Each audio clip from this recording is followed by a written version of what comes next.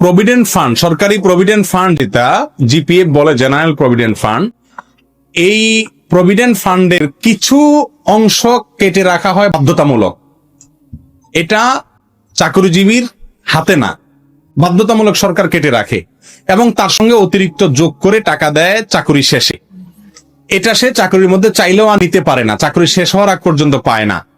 এখানে অতিরিক্ত অংশ যেটা দিচ্ছে গভর্নমেন্ট, সেটাকে সুদ বলেই দেয়। এই প্রভিডেন্ট ফান্ডের বাধ্যতামূলক কেটে নেওয়া টাকাটার অতিরিক্ত যে টাকা দিবে গভর্নমেন্ট, সেটা গভর্নমেন্ট সুদ বলে দিলেও সেটা সুদ হবে না। কেন সুদ হবে না?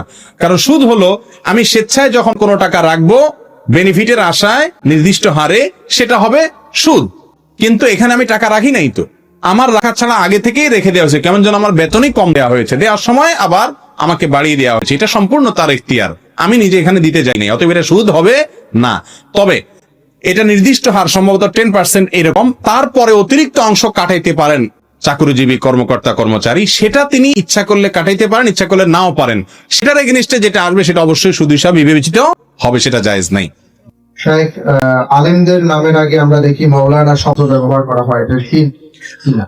মাওলানা শব্দের একটা অর্থ হলো আমাদের মালিক, আমাদের মাওলা।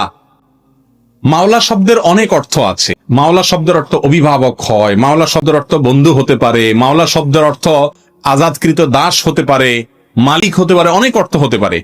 আমরা আলেমদেরকে সম্মান করে পাক ভারত মহাদেশে এবং মিশরে এবং অনেক দেশে আলেমদেরকে সম্মান করে বলি মাওলানা, তার মানে আমাদের অভিভাবক, আমাদের গার্ডিয়ান।